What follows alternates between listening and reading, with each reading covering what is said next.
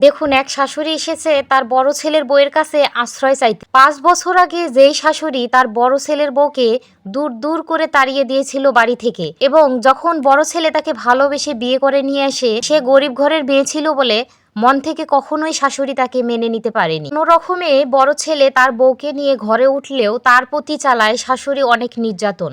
এমনকি মেয়ের শাশুড়ির মোজাও ধুয়ে নেয় তার বড় ছেলের বউয়ের কাছ থেকে। একটা সময় যখন বড় ছেলের বউ প্রেগনেন্ট হয়, তখন তার যখন খুব ক্ষুধা লাগে, কিন্তু শাশুড়ি তাকে খাবার দিত না ঠিক মতো করে, এবং ছেলে তার বউকে ফলমূল নিয়ে এসে দিলে তার জন্য অনেক ঝগড়াঝাটি করতো, কেন তার ছেলের বউকে এত আদিক্ষেতা করে। এভাবে একটা সময় বড় ছেলে তার বউকে নিয়ে ওই বাড়ি থেকে বেরিয়ে এসে কোনো রকমে তারা একটা জায়গায় নিজেদের একটা ঘর তুলে সেখানে তারা থাকতে শুরু করে।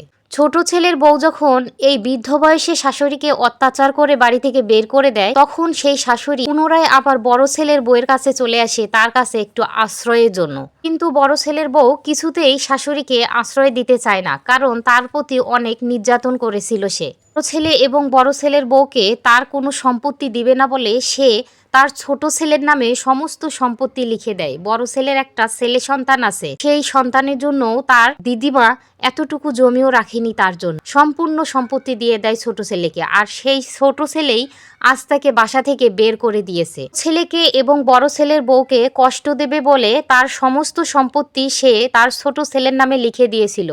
কিন্তু দেখুন, ভাগ্যের কি নির্মম পরিহাস, সেই ছোট ছেলের বউ আর ছোট ছেলেই তাকে বাসা থেকে বের করে দেয় এবং সে বড় ছেলের বউয়ের কাছে চলে আসে। আর বড় ছেলের বউ কিছুতেই তাকে জায়গা দিবে না তার বাসায়। সে বলে যে আপনি যেমন কর্ম করেছেন সেমন ফল পাচ্ছেন, আমি কিছুতেই আপনাকে আমার বাসায় ঢুকতে দেব না। প্রতিবেশী একজন মহিলা তার শাশুড়িকে নিয়ে এসছে এবং তার বড় ছেলের বউকে অনেক অনুনয় বিনয় করতেছে যে তোমার শাশুড়িকে ক্ষমা করে দাও, তোমার শাশুড়িকে ঘরে তুলে নাও। কিন্তু বড় ছেলের বউ কিছুতেই তাকে ঘরে উঠাবে না। সে বলেছে যে এই মহিলা আমাকে অনেক কষ্ট দিয়েছে, আমার সাথে অনেক অন্যায় আচরণ করেছে, আমার স্বামীকে আমার সন্তানকে তার সম্পত্তি থেকে বঞ্চিত করেছে।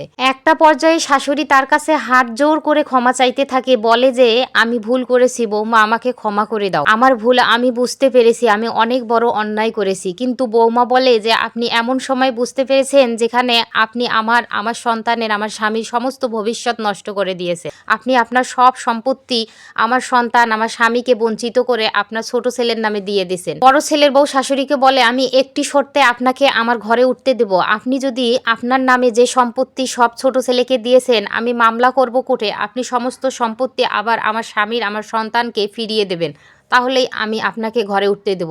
এই শর্তে শাশুড়ি যখন রাজি হয় তখনই শাশুড়িকে তিনি ঘরে উঠতে দেয়। শাশুড়িদের উদ্দেশ্যে একটা কথা বলছি, আপনারা কখনো ছোট ছেলে বড় ছেলের বউকে দুই চোখে দেখবেন না, সমান ভালোবাসা দিয়ে তাদেরকে আপন করে নেবেন, তা না হলে আপনাদেরও একদিন এই ধরনের পরিস্থিতি আসতে পারে। শেয়ার করে দেবেন।